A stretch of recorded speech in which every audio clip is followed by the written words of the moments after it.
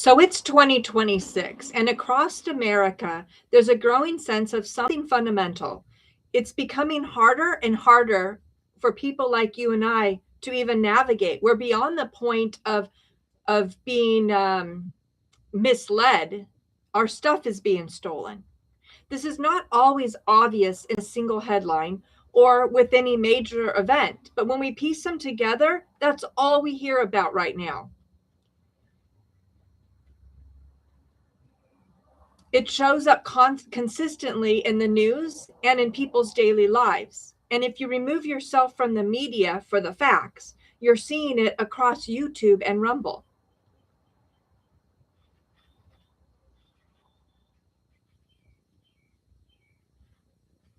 But you know what? We also see it when families are suddenly facing eviction, when workers bring up claims that they can't afford to pursue but have been wronged by an employer, when individuals are caught by immigration proceedings that they don't fully understand, or when consumers realize that they are misled or defrauded and cannot find meaningful recourse. These are not at all isolated, and we're seeing them happen more and more thanks to individuals like Nick Shirley who are on the street showing the fraud. And it stems from fraud, waste, and abuse. Your money, you're being overtaxed, and this money is being used against you. And so, if we take a moment here, we're going to reflect on the broader pattern where legal needs are increasing while the access to getting legal help is not keeping pace.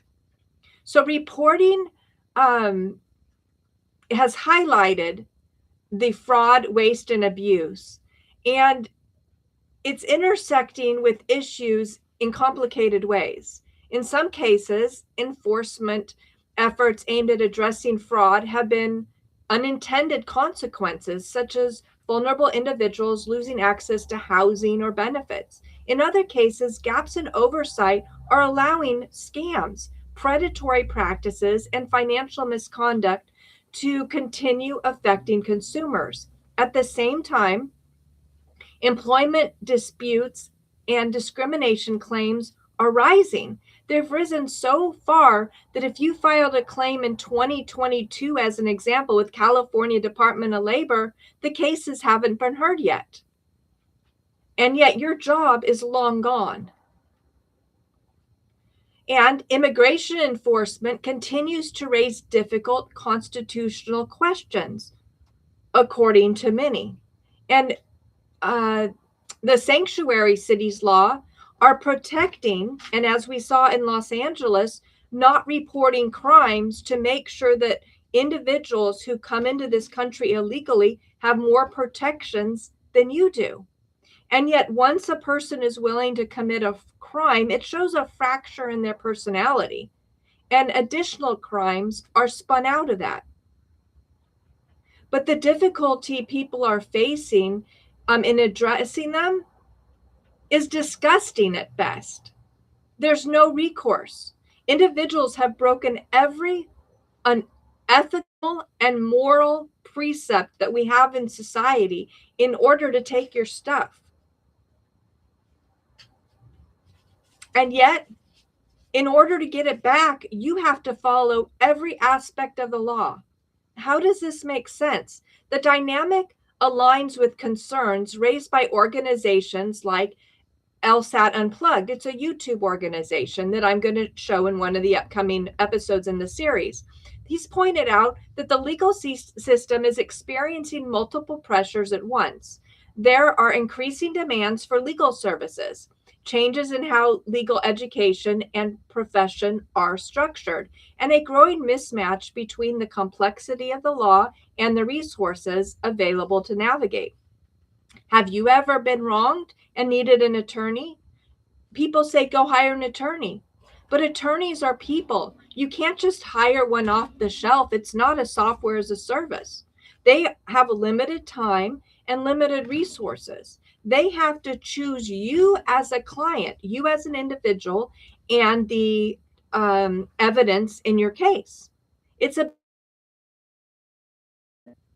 And so you can go to dozens and dozens of attorneys or even nonprofit legal organizations that don't have the resources or the bandwidth to not assist you. That doesn't mean that the merits of your case are not valid.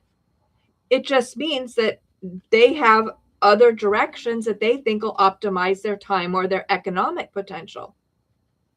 So what do? You roll over. You don't have a claim. You just hope you get another job or earn back what was lost. While that waste, fraud, waste, and abuse continues to rip out under your feet, just like the sand at the beach. Particularly those without representation, the system remains intact. The experience of interacting with it, though, becomes very uneven and impossible to navigate. So I've created a series of episodes here where we're going to explore how the fraud, waste, and abuse is destroying you and generations to come. The first episode in the series focuses on housing, which is often the most immediate and urgent legal issue people face. Now, there's news coverage that has shown how policy changes, enforcement actions, and economic pressures are contributing to housing instability. They're taking money, though, from one group of people and building low-income housing. And when you go to the low-income housing, you're realizing that a lot of those low-income individuals are not from this state, and many more are not from this country. And yet, my tax dollars is paying for that. So let's talk about that for a moment. Property tax. I've got an episode where we're going to go into this, but I wanted to pause right here on this housing challenge. What is property tax? I'm going to go more into this again in the episode as well. But essentially, there was a cartoon that came out almost 20 years ago that really depicted this. And it says, why do I have to pay more because the idiot next door paid too much for their house? If you think about it, what is property tax for? It's to take a pool of money from the people who live in the area and provide basic infrastructure resources. And that can go in different directions. According to the woman running for governor in California, that can be used to buy croissants. Yes, she said that in her commercial running for governor. But if we back up, I don't want to pay for croissants for her. I can't afford croissants for me. But what happens is when you've got a small group of people paying into an infrastructure, then you usually have a tighter budget and a better understanding of where that money is going. It looks like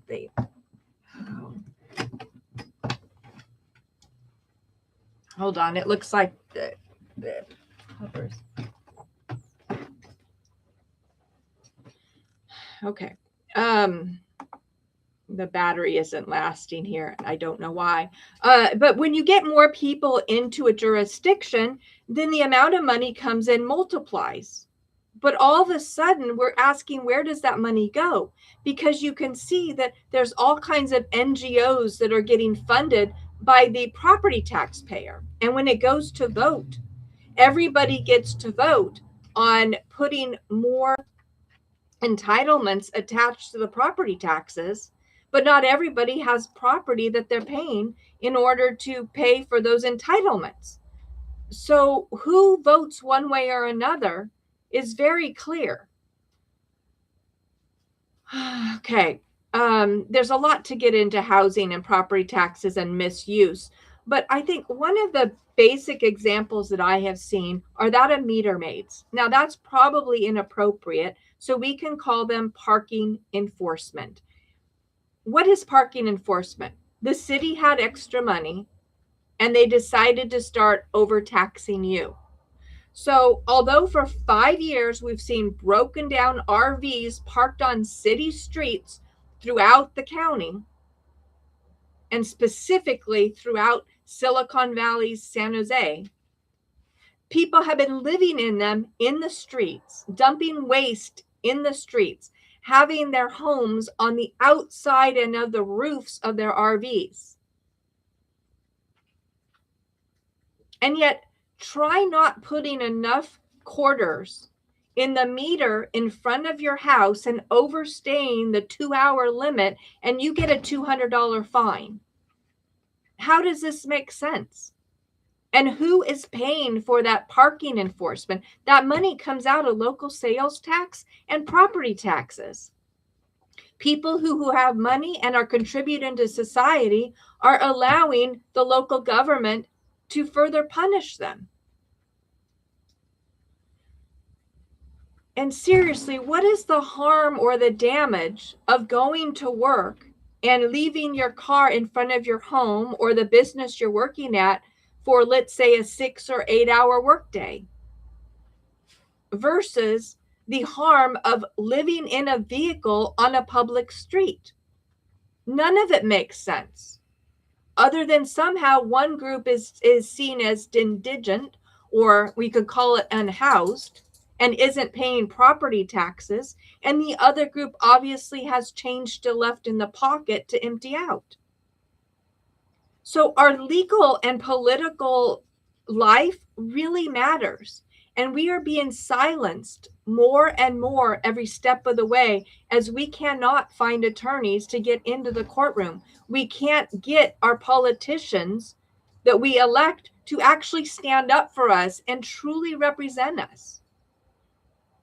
So tenants may encounter eviction proceedings. And as I was going through a period of time of having squatters reside in my home, not one government nonprofit, government funded, which means taxpayer funded nonprofit, would help me. But every single one helped tenants' rights. If you were squatting in a property, you could find any number of attorneys. But if you own the property, you were evil and you had no right at all. You could not get into the court. You couldn't get an attorney, and you certainly couldn't get any nonprofit help to help you. So tenants encounter eviction proceedings, but so do the landlords. Unsafe living convictions and disputes over rights, while protection exists under laws such as Fair Housing Act. Now, I'll tell you, I didn't say this to ChatGPT. I have kept it from a landlord perspective, and yet ChatGPT consistently slants towards taking out any comments of ICE, any comments of landlord or property rights, and skews it in a socially aware social justice, which is injustice, situation. This is what is eroding our state in California and our country. ICE, let's talk about that for a minute, because ChatGPT told me not to bring it up and to remove it completely. As I've been reporting on, we've got an elderly, disabled, 82-year-old woman whose home was allegedly stolen from her, that she found out when she was in her home that she's owned for decades, that she was trespassing. Ultimately, the people who seized her home and are now in ownership of it had her arrested. We have fought through the senator's office for more than 4 months to find out more information about that arrest as an isolated issue beyond the theft of the home, alleged theft of the home. We finally got the police reports through the senator's California Open Records Act request. We still have been denied access to the body cams and have been repeatedly told that because she's not the victim, she's the aggressor, she didn't even have right to defend herself in court. What's wrong with that system? She's paid taxes for decades, more than 60 years in California. And she didn't have a right to a defense? But you know what repeatedly came up when the senator's office finally disclosed to this elderly woman and myself what was in the police report? No, it had nothing to do with ownership or the taking of the home. You know what it had to do with? It was a complaint because the person who seized her home, thank you for the like, and the individual who is working for the person who kept the home, filed a police report and had her arrested for trespass, according to the police report, because she had the audacity to threaten to call ICE to have them investigated. And this was throughout the police report. Again, a sanctuary city that she didn't vote for. Individuals apparently in this country with questionable status. Otherwise, I don't care if ICE is called on me because it doesn't affect me. Why would they raise to the point to have her arrested for threatening to call ICE? And yet they were not only garnered protections, it was written as a negative comment, like it was a racial slur in the police reports, and used, in fact, to arrest her. This is where we're at today, and this is the level of waste, fraud, and abuse of your tax dollar that is protecting, are afraid of ICE coming to visit them versus individuals that are legally in this country and have property rights and protections under the Constitution. So let me continue here. So as tenants are being protected, and apparently individuals with questionable status are being protected, individuals like you and I have lost our rights. The legal framework here requires knowledge and procedure and deadlines and documentation that can be very difficult to manage without assistance. I spent 7.5 hours yesterday at the Santa Clara County Clerk's Office, the Santa Clara County Assessor's Office, the Santa Clara County Supreme Court, and the federal court, going back and forth, pulling documents. And I still missed a number of issues that I was specifically looking for because they were either hidden within the documents or, as I found, actually allowed to be expunged, which is not allowable under any jurisdiction. Once a case is filed that is not of a criminal nature, there should not be a removal from the case docs. So the second episode we're going into turns to employment and economic justice. This is one of the biggest issues that I have faced throughout my life, and you probably have too. We live as employees. We may dream of running our own businesses, but California is closed for business.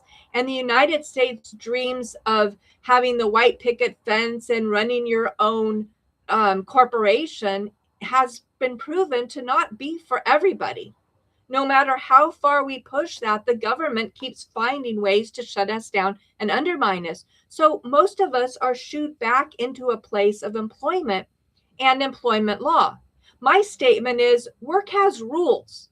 Companies are expected to follow those rules, and you are expected to show up following the rules as well. Let's say, I don't know, being part of the corporate culture, which doesn't mean your own made up culture of a clown show. But what that does mean is, hey, show up on time. Believe in the product or service of that company and move towards the ongoing production and revenue of it. Work well with your coworkers.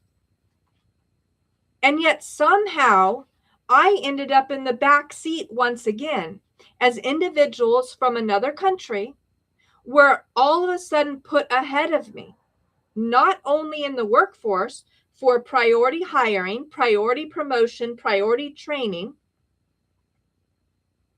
In the news articles in summer of 2024, Intuit announced 1,800 layoffs, of which, based on what we researched, has been Americans only, in a purge of the American workforce, after they'd already hired over 1,900 H-1B visa workers under the precept that Americans could not do the job. Welcome in. So where we're looking at right now is there's a huge injustice. Corporations are not following the rules. And many say that they're hiring these individuals because they need to pay less money.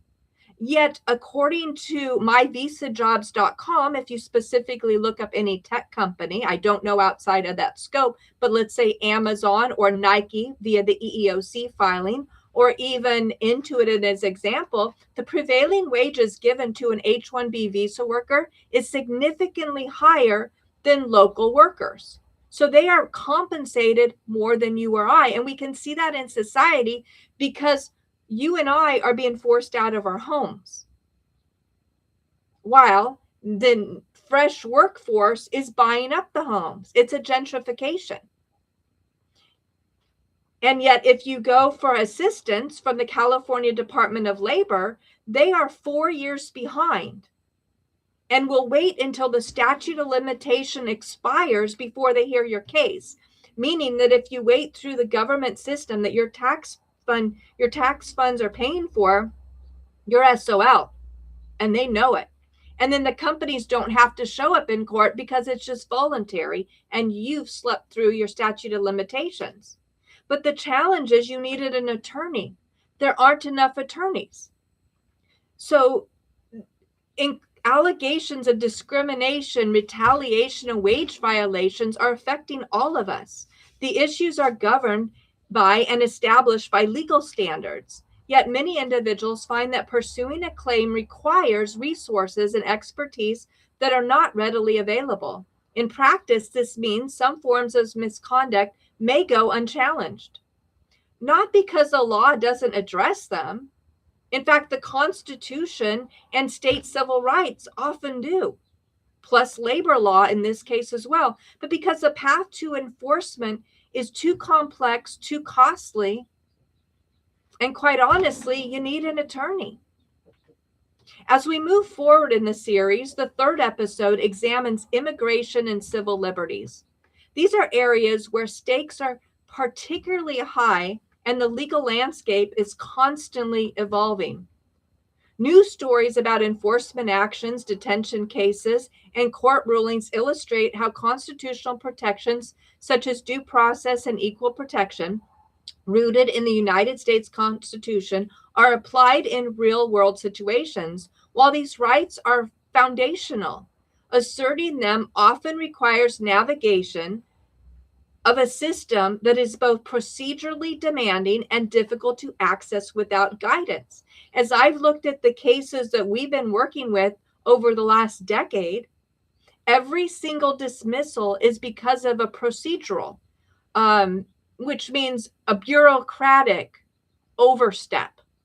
Has nothing to do with the merits of the case. The judges are lazy. You can tell by the signature. In fact, in California, it's hard to get in front of a judge. It's usually a commissioner who doesn't know the law. You have to inform them of the law but the standard by which they will be judging or ruling.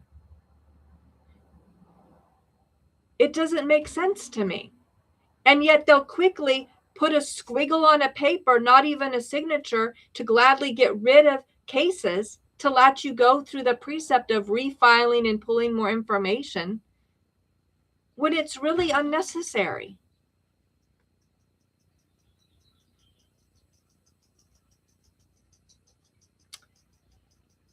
So the rights are ours. It's founded in our Constitution, and in the civil rights protected under states.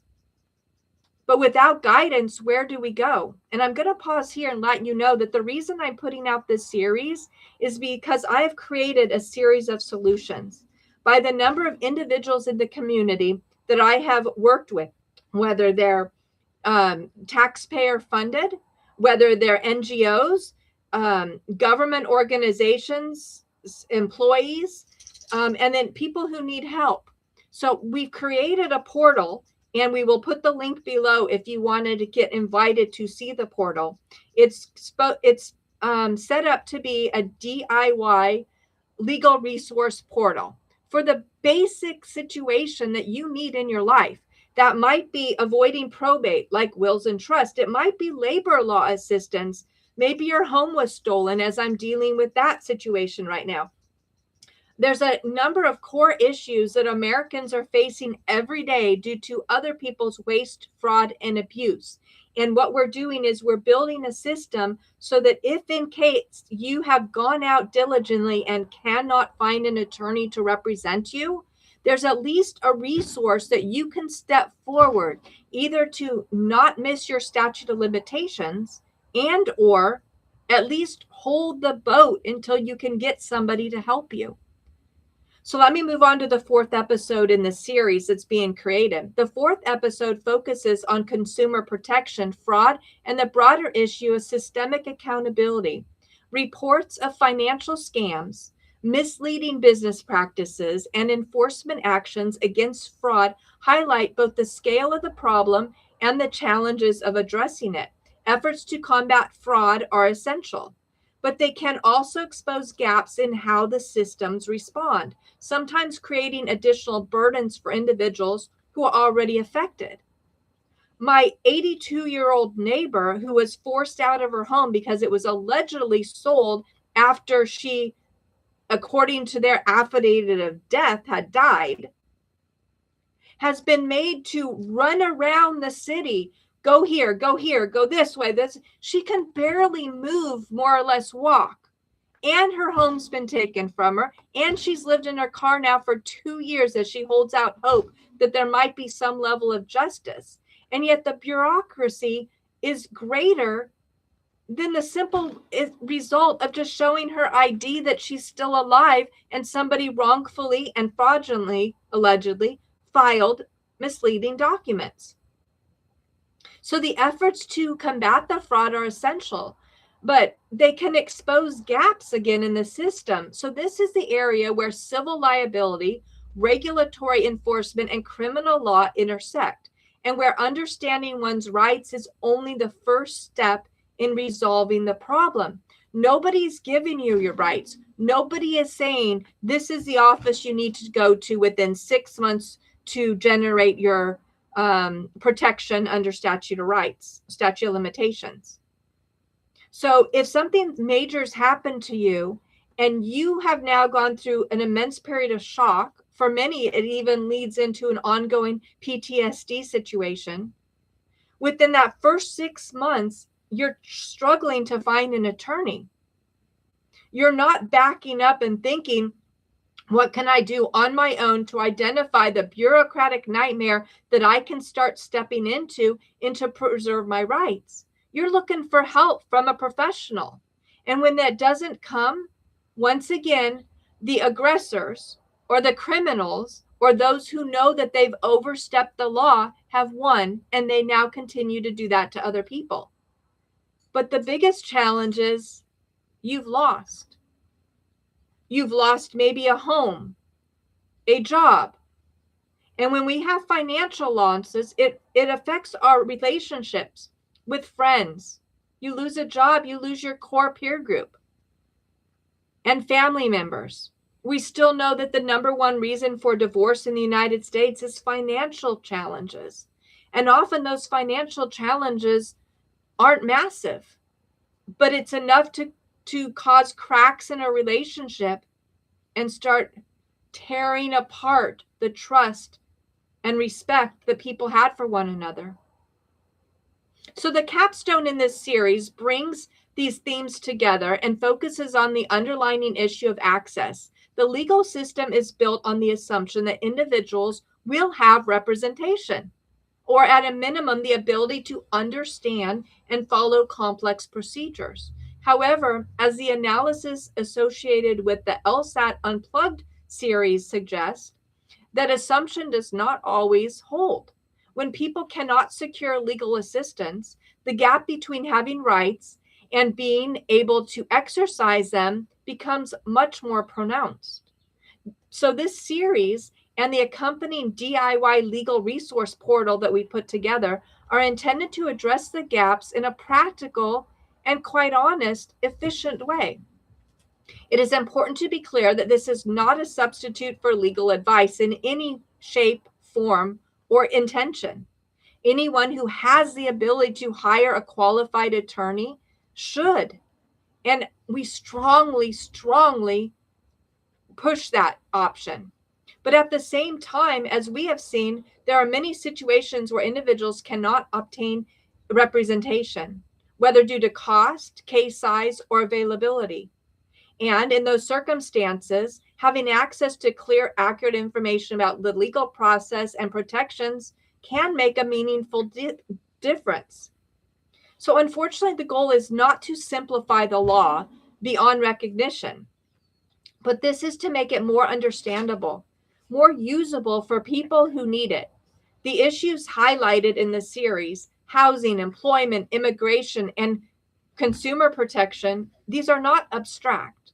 They are part of an everyday life, and they will continue to appear in the news and continue to affect you and I because they reflect ongoing structural challenges. Providing tools and context for navigating those challenges is just one way to help ensure that protections built into the legal system are more than just theoretical. So I want to come back up here to my overview and talk about some of the news stories that I have pulled up in creating this document.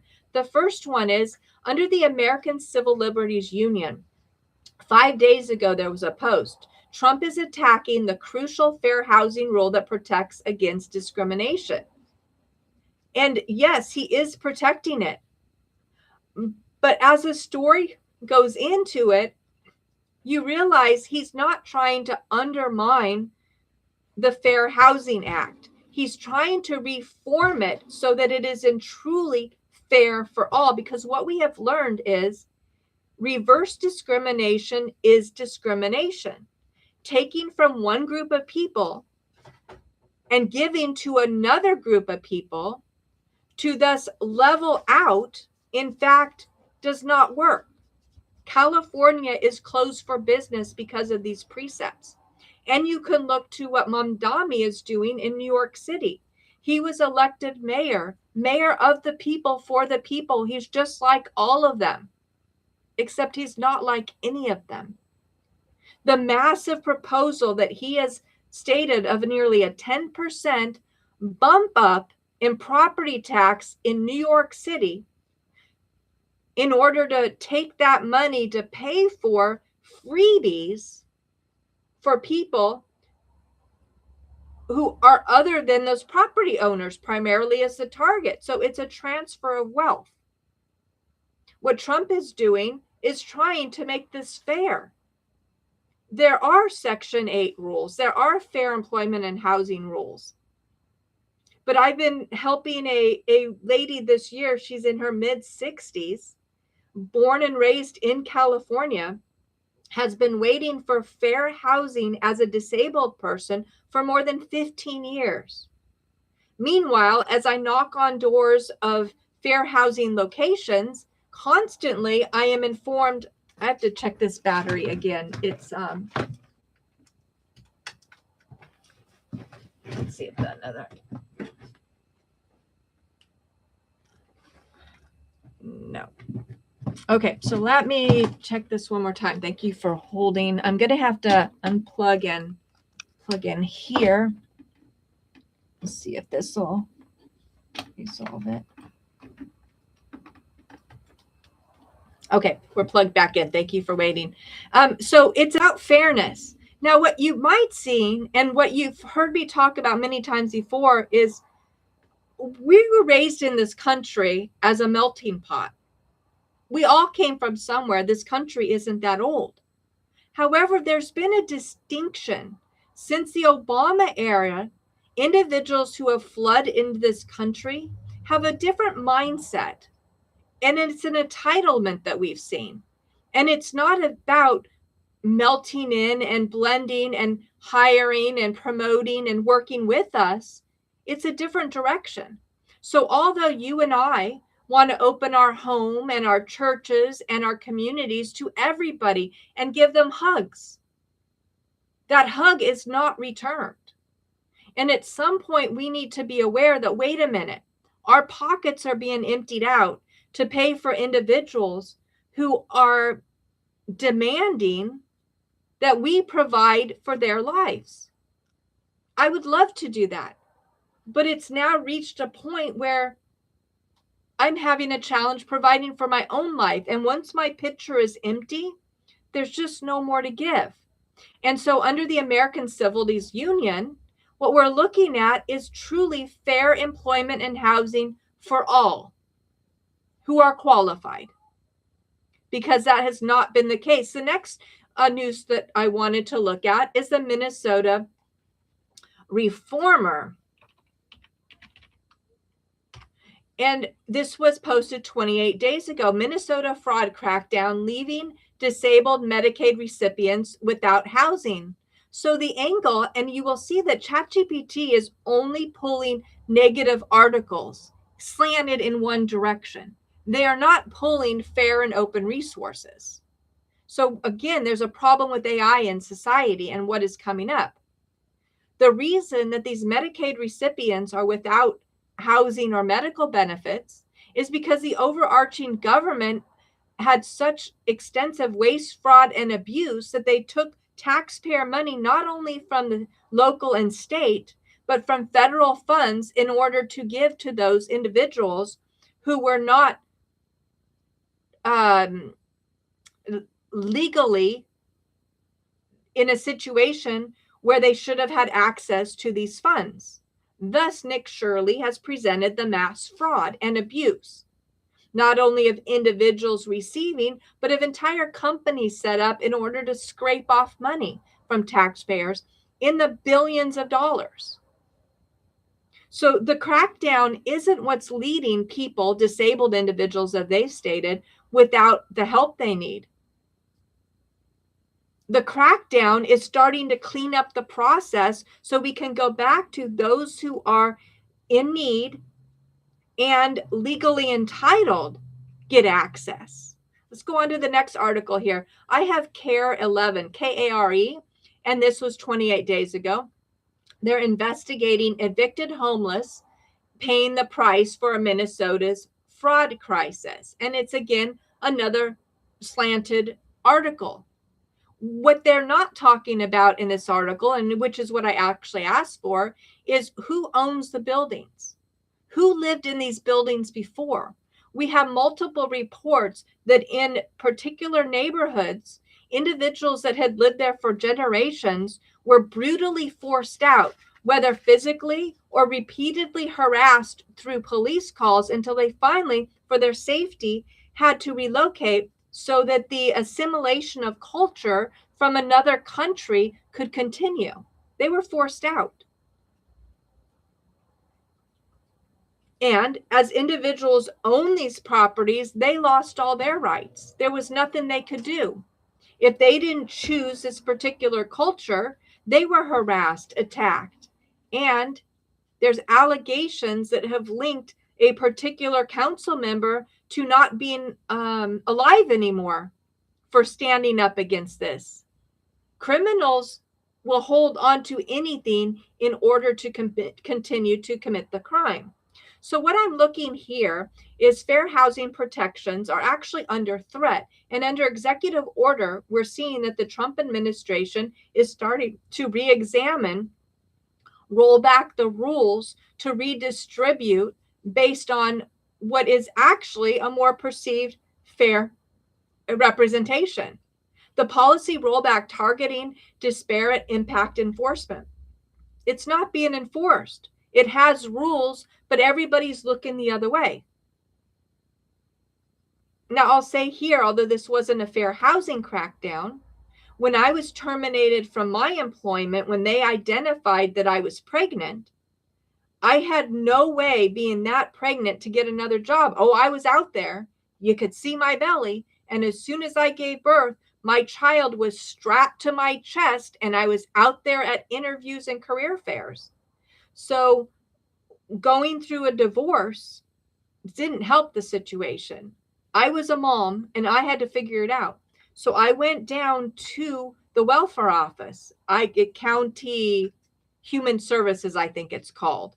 And they wanted to push on me all kinds of Medicare assistance and cash aid and benefits and phone. And I was so adamant, I am not accepting any of that, not a penny. All I need is an opportunity to get the little coupons, no cash, in order to go to the grocery store and get the baby food and baby resources for my newborn. That's all I needed. Just a little bit bridge from A to B until I can get to the next step of getting a job again and moving on. Well, as I've mentioned, within just a few hours of going down there and specifically denying any of the bells and whistles that they were throwing out at everybody else, police officers were at my door arresting me for welfare fraud. That was the target. Now, with a brief conversation, that got dropped. But seriously, that was the best use of their time? What about all the individuals in that office who sat there that didn't speak the language, that had multiple children with them? It took hours and hours to sit there in a closed, small space to be shoveled out information money like it's candy. And yet I believe that because of the arguments I got into, that I am one of the extreme minute individuals who denied any access to any money. In fact, they were offended. Why don't you take it? It's there for you. Because that's not my moral situation. That's not what I do ethically.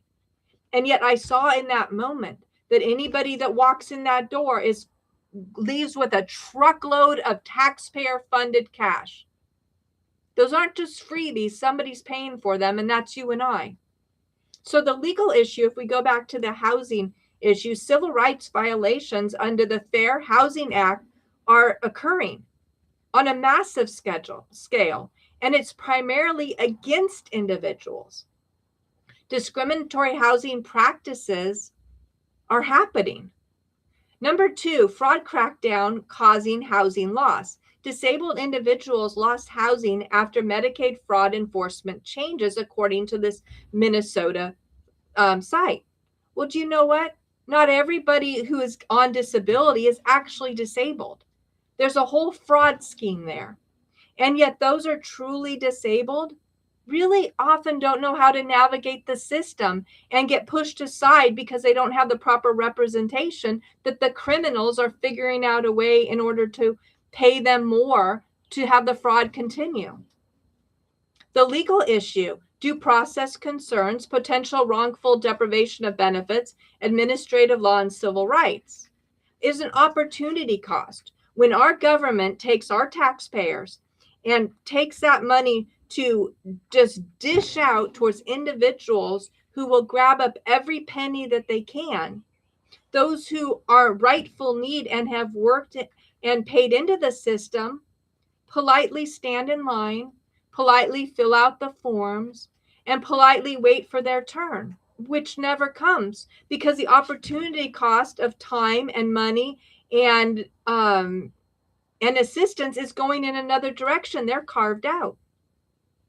Now, eviction links are tied to systematic failures. ChatGPT is going to tell you that the investigations showed the fraud-related policy shifts that led to the homelessness and eviction. Now, the systematic failure was the corrupt individuals, whether elected or unelected, that are shoveling out this money around you, taking your tax dollars and giving it to other people. Why are there not criminal charges at that level? Clean out the waste, fraud, and abuse and those who are actually doing it. Somebody had to authorize that money given out. It doesn't just flow on its own. You try getting money from your government. It's a bureaucratic nightmare. So how is this happening into the trillions if we look at all the states? So the legal issue that has been highlighted is tenant protections, wrongful eviction, housing instability, possible state liability. I'm going to say the legal issue is people like you and I can't find a place to live. And even if we own our home, property taxes have gone so high to cover the waste, fraud, and abuse that according to Mitch Wexler and Travis at Real Estate Mindset, there's a huge boom on people losing their homes because of overtaxation. Because as I said in the opening, the neighbor next to you was an idiot and paid too much for their house, which reassessed the value of the neighborhood, brought the value of your home up higher to meet the value of their home. And thus, the tax assessor has taken advantage of that situation and is charging you now for property taxes because of somebody else overpaying, even if you've owned your home for decades or it was a family home. In episode 2, we're looking at employment law, labor rights, and economic justice. These are really key issues. Who hasn't faced these? Federal employment litigation is surging. Employment discriminations are actually at a 7-year high, according to the Global Legal Post. The legal issue: violations of Title VII, discrimination and retaliation. Wouldn't you know it? Under Title VII, somehow we went from protecting a few protected classes, which seemed common sense, to now, under disability, brought in is mental illness. So now you and I need to work with individuals who are determined by doctors to be unstable, and yet they can't work in the workplace. So their solution is to file employment litigation. It's making it a nightmare.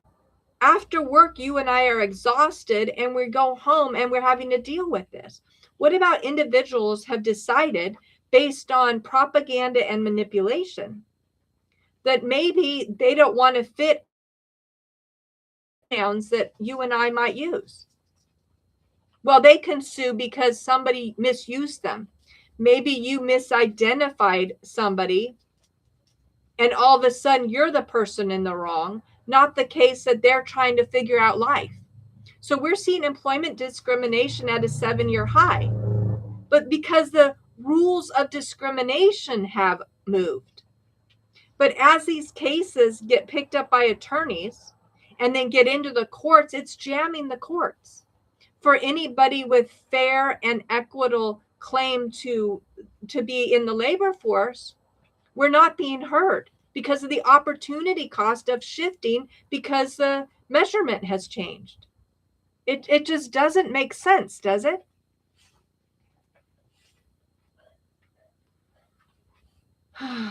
Legal issues, violations of Title VII, and workplace civil rights enforcement. Once again, you will see under the hood the shift of the workforce. Number 2, record employment lawsuits for 2025 and 2026. Why now? Because the courts were closed for the last 5 years. You had a problem, you couldn't get help. And yet those who manipulated the system decided to find a way to shut it down for everybody else.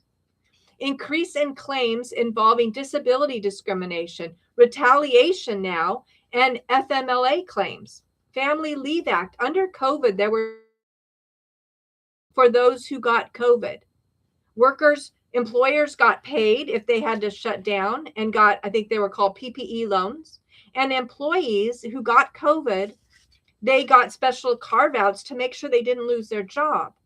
However, in my situation, I, in fact, unfortunately got hit with a very, very severe case of COVID. I was approved. I went through the process and got approved for FMLA leave for that period of time while under doctor care. So my employer retaliated by canceling my medical insurance. There's no way to fight this. If you can't get a lawyer and you can't get into the courts, it doesn't matter if you were right or wrong. Your rights have been taken from you. While I'm medical insurance mode to literally survive and stay alive. Now, this FMLA and the 20 to 25 increase in claims was by Hoyer Law Group, Hoyer. That's where the reference is. Now, the legal issue is worker protections under federal labor law are not being enforced. And employer liability is at a major exposure. But what do you do when you face a labor situation? Well, if you go to an attorney and they accept your case, that's phenomenal. But they often want a retainer of a minimum of $2,500 a month. You just lost your job. How are you going to pay that? And if you are in a tech world like Silicon Valley, They're going to look at caseload based on worth. So if you are a lower paid employee with little or no benefits and no stock options, you're not worth anything to a private attorney, because they want to garner the most amount of money for the time they're putting in. And if they can show that you are paid significantly more, and if you are paid with stock options, that's more money that they're going to win in the court and more money that they will get in legal fees. So what would be the next bounce down? Go to NGO, non-government organizations that are funded through government grants that are funded from taxpayers like you and I. That's where the money comes from, out of your pocket. So I went from location to location to location for legal help for a labor issue. I had it well documented, and that every single one kept slow walking the process. What's slow walking? They wouldn't say yes or no. They just had me wait and wait. Well, I speak multiple languages, so I would chat with those in line, and they were saying that yes, their case got picked up right away. They're just there for the final sign up or final conversation, and it's being handled. So why were they being handled, not speaking the language? And I couldn't even get anybody to meet with me. So I started to go to the board of directors of these various organizations and found out very quickly that the funding in California had shifted, where it was NGOs that were helping for labor law violations to help you and I. It was now shifted towards immigrant protections. And this could be housing protections, so tenants. This could be labor for individuals who may or may not be properly documented here, but don't like the way that their employer was treating them. As long as it fell under some kind of immigrant, whether legal or illegal protection, they are given priority over individuals who don't qualify under an immigrant status. Again, there's an opportunity cost. I'm not saying that they don't deserve fair rights and protection. They may or may not, depending on the individual case. But that does not mean that my tax dollars go in this direction to help protect others, and then somehow there's no more money or resources in one of the most abundant resource countries in the nation to help me when I'm in need. So the boards were telling me that because they were getting the grant shifts into this specific population, they could no longer help me. So now I couldn't get an attorney. I didn't make enough. And I now no longer had income to cover the monthly nut. I couldn't get taxpayer funded nonprofit assistance because of my status of being born in this country. So the discrimination continues to be rampant. Where else do you go? California civil rights, which you have 6 months to file if you know that pathway. And they don't take on all cases. They only take on the ones like we saw with Nike. And this is a big case. What they've ruled is Nike priority hired H-1B visa workers and replaced local talented employees through an illegal process. It replaced American workforce on workforce soil, lying that they couldn't find American workers to do the job. This is consistent of what we're seeing. So then from the civil rights, you would go to California Department of Labor, which is Department of Industrial Relations. As I stated, those cases are more than 4 years behind. And apparently they're even further now if you were to get in the queue. And they're not there to help you. They wait until after statute of limitations in open court has expired. And as my case was recently potentially assigned to an individual from the country of which I had lost my job because of the replacement, there's no precept that I'm going to get a fair trial. And I had a conversation with this individual that I have no ill feelings towards her. And I'm very grateful that she's working in this capacity and chosen to help people.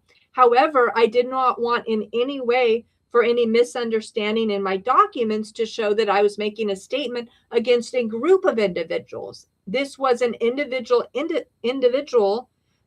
and the policies that were incorporated by the state and the corporations in the tech field that carved me out.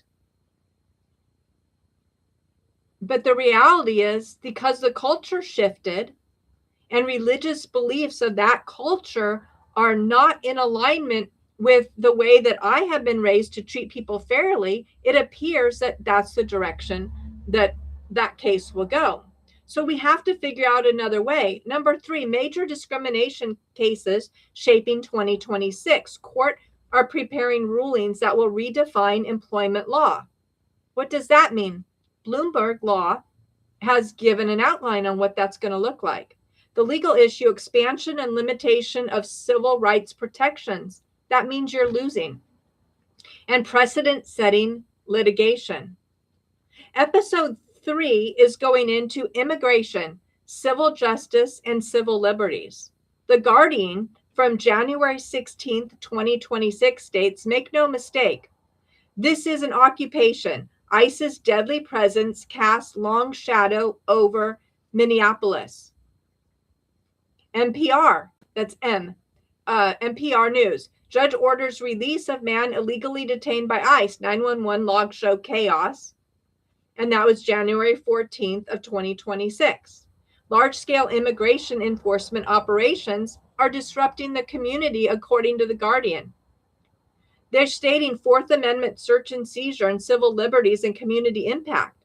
But they're showing this against you and I, not for you. What is your impact?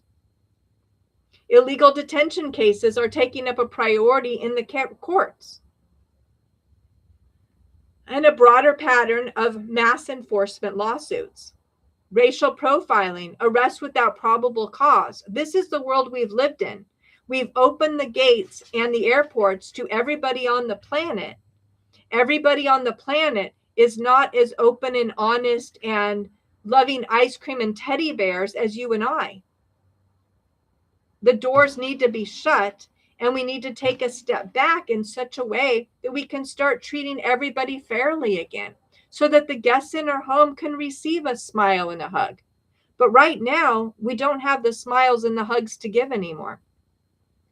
Episode 4 goes into consumer protection, fraud, and government power. Medicaid fraud crackdowns with civil fallout. Enforcement actions are harming vulnerable populations. And we've gone into this. Number 2, criminal fraud prosecutions. Major fraud schemes leading to prison sentences. Criminal fraud and federal prosecution. But are they going after the 82-year-old disabled woman who was kicked out of her home? Or are they going after the people who are afraid of ICE being called on them that filed an affidavit of death for a woman that is very much alive in order to claim her home? Political and mortgage fraud investigations. This is where we're diving into Travis and Mitch over at Real Estate Mindset. High-profile probe into alleged mortgage misrepresentation. How the fraud schemes are run. And if you are within the school board, you are probably